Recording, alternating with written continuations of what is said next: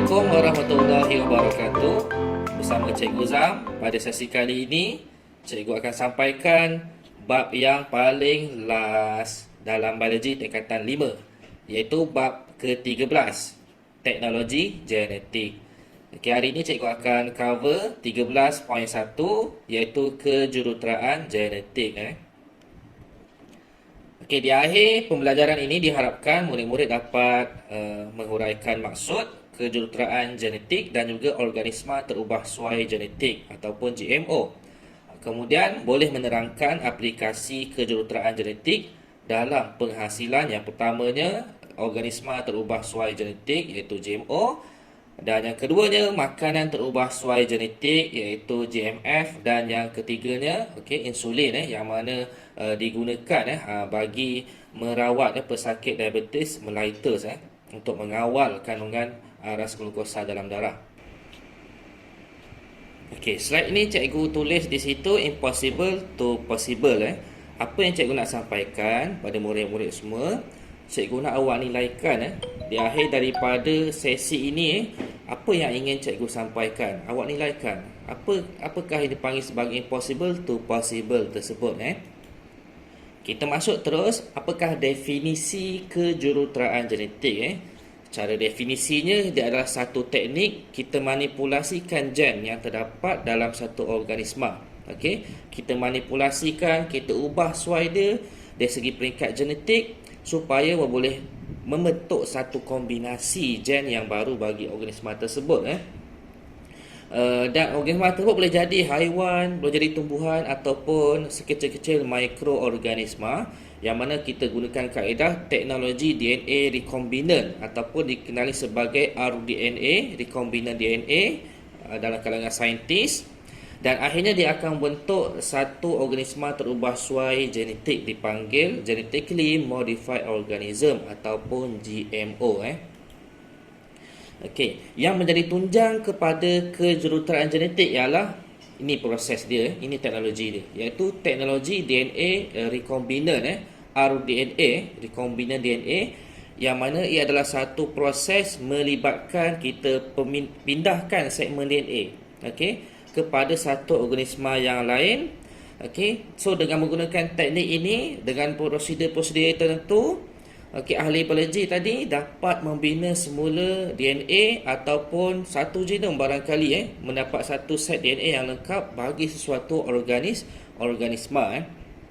Sebagai contoh dalam gambar ni, recombinant DNA teknologi ni, yang mana kita ambil DNA plasmid. DNA plasmid ni adalah DNA yang diperoleh daripada sejenis bakteria, yang mana kita masukkan, kita potong, kita potong menggunakan sejenis enzim, kemudian kita masukkan segmen DNA daripada organisma yang lain masuk ke dalam DNA plasmid tadi, DNA plasmid tadi. Kemudian kita masukkan genetik yang telah lengkap, DNA yang telah lengkap dihasilkan tadi dalam plasmid DNA yang dipanggil recombinant plasmid DNA tadi, dan dia akan berjaya menghasilkan sejenis organisma yang baru. Sebagai contoh dalam gambar ni, pokoklah dengan satu ciri yang kita mahukan, yang kita desire, yang kita hendakkan, kita kehendaki. So bagaimana teknologi ini boleh terhasil? Yang pertama sekali, pada 1968 seorang saintis microbiologist, nama dia Werner Haber, dia berasal daripada Switzerland. Dia menjadi perintis kepada teknologi ini. Apa yang dia jumpa? Dia membuat satu hasil penemuan. Dia jumpa satu enzim pembatasan, restriction enzyme. Pada waktu tu diberi nama restriction enzyme type 1. Kemudian dia dikembangkan lagi oleh saintis dalam bidang yang sama, iaitu microbiologist Hamilton O. Smith, yang dia turut menjumpai enzim pembatasan yang jenis kedua, iaitu restriction enzyme type 2. Apa beza type 0 dengan type 2? Kedua-duanya dia punya satu kebolehan. Kedua-dua enzim restriction ni, dia mempunyai kebolehan untuk memotong DNA. Cumanya kalau type 1 ni dia randomly, dia potong pada random. Okey, tapi kalau type 2 yang ditemui oleh Hamilton Smith ni dia jumpa enzim restriction type 2 yang mana ada kebolehan untuk potong pada spesifik segmen sahaja. Okey. So ini nampak perkembangan dia. Kemudian pada 1970-an, kira-kira 1970 ataupun 71, tak ingat cikgu. Saya ingat cikgu. Okey, soalan lagi saintis namanya Daniel Nadens. Okey. Dia merupakan seorang molecular biologist. Okey, dia menggagaskan satu idea supaya penemuan ini kita aplikasikan dalam kajian genetik. Kemudian dikembangkan oleh ahli biokimis, ahli biokimia namanya Paul Berg. Dia bina step by step kaedah terperinci bagaimana nak asingkan DNA pada segmen tertentu. Kemudian selepas kita potong, kita asingkan tu, kita cantum dengan DNA plasmid yang terdapat dalam bakteria ataupun virus. Plasmid DNA ni adalah circular DNA. Dia berbentuk bulat macam tu. Dia sangat-sangat ringkas. Kemudian pada 1973, apa yang berlaku, Stanley and Cohen ataupun dan juga Herbert Wilboyer, yang mana dia melengkapkan kisah perjalanan teknologi recombinant DNA ni, yang mana mereka menjadi individu yang pertama mula memasukkan recombinant DNA yang dihasilkan ke dalam sel bakteria dan berjaya untuk membiak. Apabila sel bakteria tersebut membiak, dia turut akan menghasilkan produk yang mana dihasilkan daripada segmen DNA yang dipotong, dimasukkan ke dalam plasmid DNA sel bakteria tadi. Menarik tak? Kita akan lihatlah apa contoh-contoh produknya selepas ini. Kita pergi pada definisi genom. Genom ni merujuk kepada satu set DNA yang lengkap bagi satu organisma yang merangkumi kesemua gen organisma tersebut. So sebagai contoh, bila kita sebut tentang genom manusia, so dia merujuk kepada kesemua DNA yang lengkap dalam satu manusia. Yang mana genom ini tadi, dialah yang mengandungi maklumat bagi semua ciri-ciri manusia. Pada pelbagai ciri manusia lah, antaranya warna mata, jenis rambut, warna kulit. Jadi semua maklumat yang dalam manusia tu kita panggil genom bagi manusia. Sama juga pada organisma yang lain. Kita lihat contoh-contoh organisma yang terubah suai genetik. GMO. Contohnya haiwan. Yang pertama sekali lembu. Pada tahun 2012 di New Zealand, kita ada Daisy the cow, yang mana dia adalah antara contoh lembu yang telah diubah suai dari segi genetik. So GMO cow, yang mana dia berupaya untuk menghasilkan susu lembu, tetapi kurang, tiada kandungan beta-lactoglobulin, yang mana dalam satu susu apabila ada kandungan beta-lactoglobulin, ini adalah dia akan menghasilkan protein yang boleh menyebabkan alergik kepada kanak-kanak. Dia menyebabkan alergik pada kulit, dan juga mengganggu sistem pencernaan bagi kanak-kanak.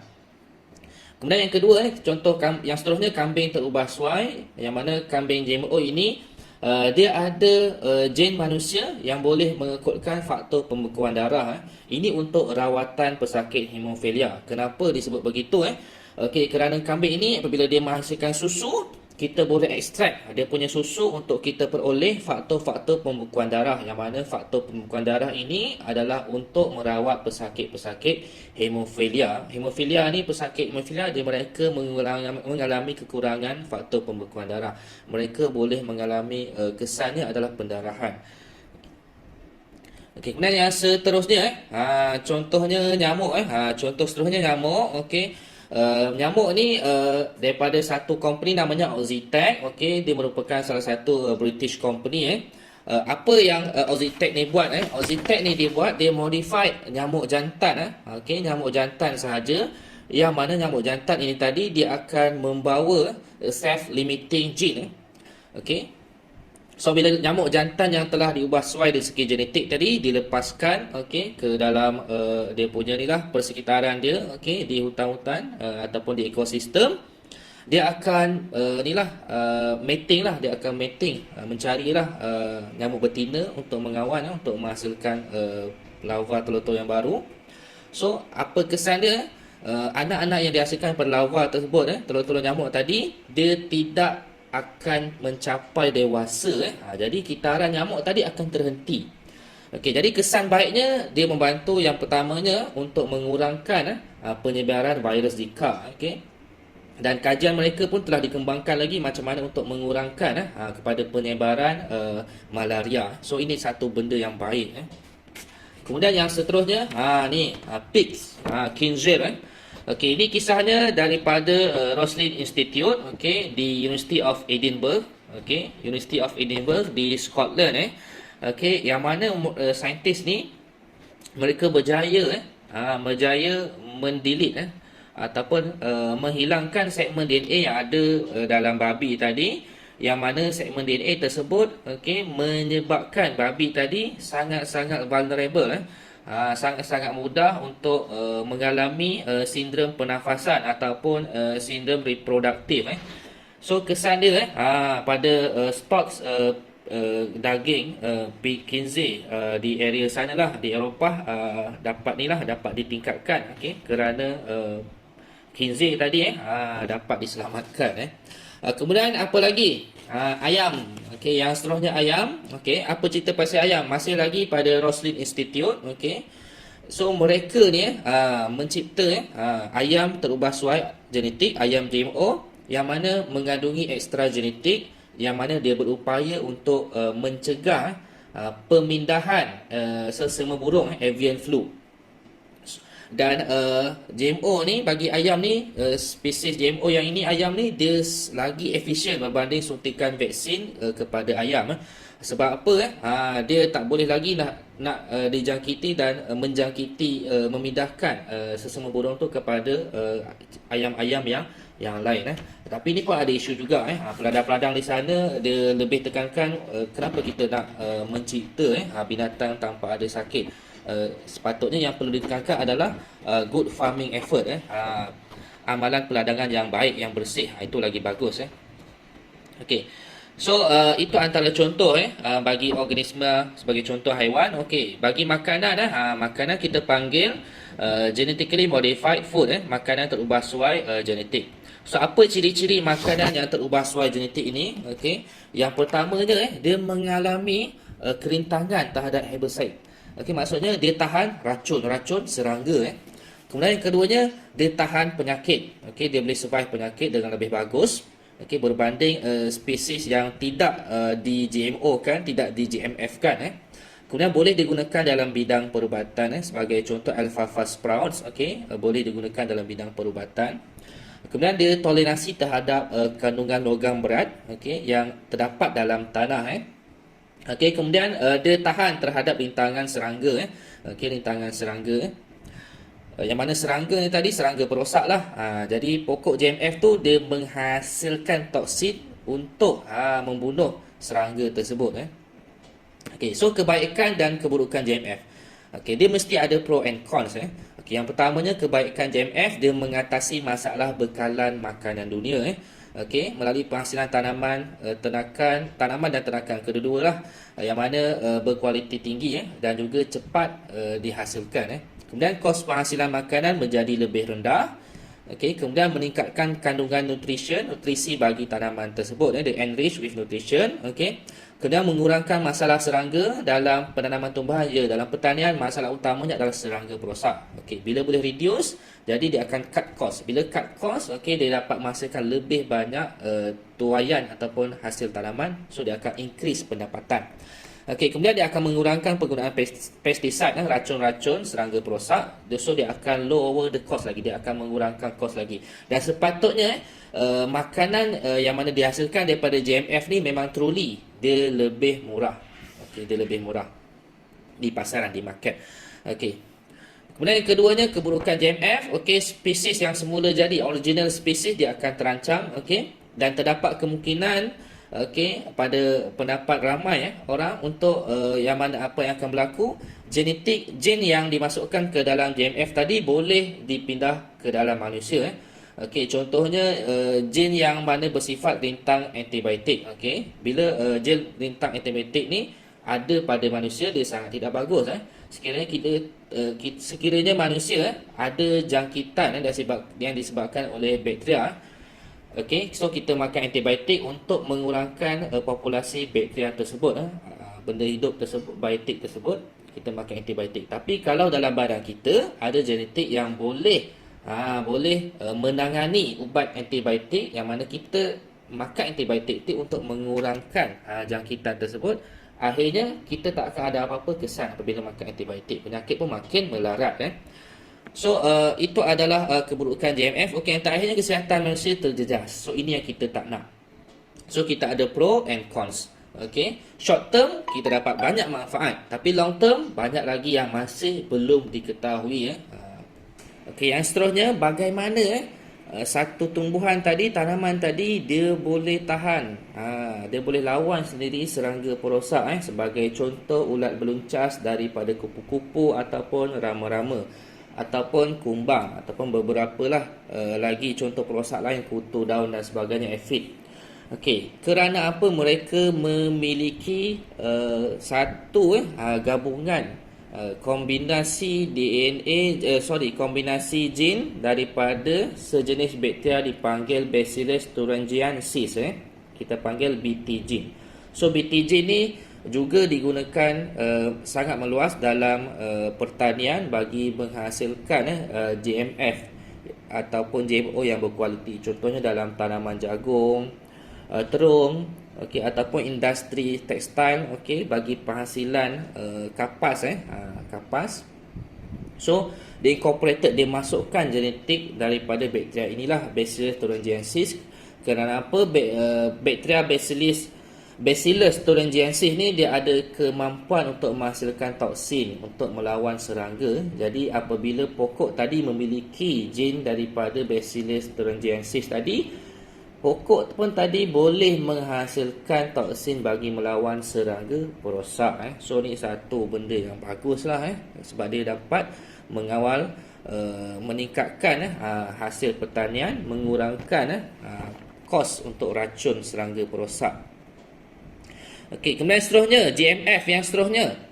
Okey, super salmon. Okey, super salmon ni dia lagi besar berbanding king salmon. Okey, king salmon dalam hierarki di US, okey, merujuk kepada salmon Chinook. Okey, tapi super salmon ni lagi besar daripada salmon Chinook. Okey, so super salmon ni adalah satu produk yang mana namanya asalnya adalah Aqua Advantage. Dia dihasilkan oleh salah satu syarikat di USA. Okey, nama syarikat tersebut Aqua Bounty Technologies. So super salmon ni mula dihasilkan pada 1989. Okey, dah lama kan. So super salmon ni sendiri adalah diluluskan oleh FDA. Okey, FDA ni adalah Food and Drug Administration di USA. Dia adalah satu badan pihak berkuasa yang mengawal sedia makanan dan kelulusan ubat-ubatan. So selamat dimakan. Dalam tempoh sekarang 2021 pun masih lagi dijual. Okey, so macam mana super salmon ni dihasilkan? Okey, so gen hormon pertumbuhan daripada ikan salmon Chinook. Okey, salmon Chinook ni cikgu beritahu tadi, dia adalah king salmon. Dia adalah salmon yang paling besar dalam spesies original. Ada banyaklah, ada 6 jenis salmon kat sana. So ada dia ambil gen pertumbuhan daripada salmon Chinook ni, dia potong, masukkan ke dalam genom bagi ikan salmon Atlantic. Ikan salmon Atlantic ni saiz dia kecil sedikit lah, tapi dia bukan yang terkecil, dia besar juga, tapi dia tak sebesar king salmon ataupun salmon Chinook tadi. So dengan ini ikan salmon Atlantic dia membesar dengan kadar yang cepat. Okey, sebagai contoh, 3 tahun diambil masa untuk satu salmon Atlantic tu mencapai saiz yang matang. Okey, itu pun tak besar. Tapi super salmon ni tadi dia menyebabkan salmon Atlantic tadi membesar dalam tempoh kira-kira 16 ke 18 bulan sahaja, dan dia mencapai saiz yang sangat besar lah. So itu antara contoh teknologi dia. Apa kelebihan dia? So kelebihan dia, ternakan tersebut dapat dipasarkan dengan lebih pantas, lebih cepat lah. Okey, lagi apa? Okey, menangani masalah flos pada kentang. So ubi kentang ni adalah tanaman ruji yang sangat-sangat diperlukan dalam makanan seharian. Kita buat kentang goreng, kentang rebus dan pelbagai lagi lah. So ubi kentang ni sebenarnya sensitif terhadap suhu yang sangat rendah. Okey, apabila suhu paras beku, dia boleh menyebabkan frost lah. Okey, so apa yang berlaku ni? Gen yang menyebabkan toleransi yang boleh tahan terhadap keadaan beku ni diperoleh daripada sejenis tumbuhan yang dipanggil Arabidopsis species, dimasukkan ke dalam genom ubi kentang. So kesan dia ubi kentang yang dihasilkan tadi, dia tolerate kepada frozen. Dia boleh menjalani pertumbuhan dalam keadaan yang okey pada iklim sejuk. Dia tak ada frost lagi dah. Okey, lain-lain daripada tu, contohnya insulin, penghasilan insulin, penghasilan vaksin bagi penyakit hepatitis B, okey, faktor pembekuan darah yang cikgu dah sebutkan di awal tadi, dan juga hormon pertumbuhan. Semua ni adalah dihasilkan secara kejuruteraan genetik. Okey, yang kita nak lihat lagi detail, contohnya penghasilan insulin. Yang mana insulin ni digunakan bagi mengawal aras glukosa bagi pesakit diabetes mellitus kronik. Okey, so bagaimana penghasilan insulin tadi? Okey, dalam badan manusia, genom manusia, kita hanya ambil segmen, serpihan, okey, fragment, okey, DNA manusia yang khusus menghasilkan insulin. So ini kita panggil segment of DNA, kita panggil gene insulin. So dipotong menggunakan enzim pembatasan ataupun enzim restriction. Okey, so kita dapat potong gen yang menghasilkan insulin tadi. So step yang kedua, kita ambil plasmid, okey, DNA bulat, okey, circular DNA yang ada dalam bakteria, ada juga terdapat pada virus. So plasmid ni kita potong juga, okey, guna enzim pembatasan, restriction enzim. So bila kita potong, kita gabungkan dengan gen manusia yang mengikutkan menghasilkan insulin, dan kita seal, kita lekatkan, okey, dengan sejenis enzim dipanggil enzim DNA ligase. So apa yang berlaku? Plasmid DNA tadi dia berjaya bergabung dengan genetik insulin. So setelah dia berjaya bergabung, kita panggil dia sebagai plasmid recombinant.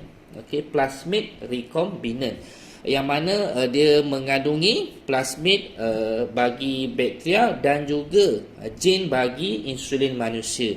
So apa yang akan berlaku, kita akan introduce, okey, plasmid DNA tadi, plasmid recombinant DNA tadi kita introduce, kita masukkan ke dalam sel bakteria. So bila kita masukkan ke dalam sel bakteria, bakteria tersebut kita panggil bakteria transgenik. Okey, kerana apa? Dia mengandungi plasmid recombinant DNA, yang mana dia gabungan plasmid DNA dan juga gen insulin bagi manusia. Okey, sifat bakteria dia mudah untuk membiak, dia mudah untuk copy tau. So apa yang akan berlaku? Dia akan membiak, menghasilkan klon, dan dalam pada masa yang sama, bakteria tersebut dia akan turut menghasilkan insulin dalam sel bakteria tersebut. So di akhir daripada proses tersebut, insulin tadi akan diekstrak daripada bakteria dan purify, ditulenkan untuk kita hasilkan insulin yang akan digunakan dalam perubatan. So itu antara benefit. Benefit. Sebab sebelum ini insulin, okey, dihasilkan daripada sumber, contohnya daripada khinzir, okey, daripada lembu, okey, ada setengah research sebut daripada anjing. Okey. Baik, jadi setakat itu sahaja yang ingin cikgu sampaikan berkenaan subtopik 13.1. Cikgu harap murid-murid semua faham apa yang cikgu sampaikan. Okey. Dan kita akan jumpa lagi untuk subtopik 13.2 pada sesi video yang seterusnya. InsyaAllah cikgu akan tampilkan kelainan dalam video yang seterusnya. Itu sahaja daripada cikgu. Assalamualaikum warahmatullahi wabarakatuh.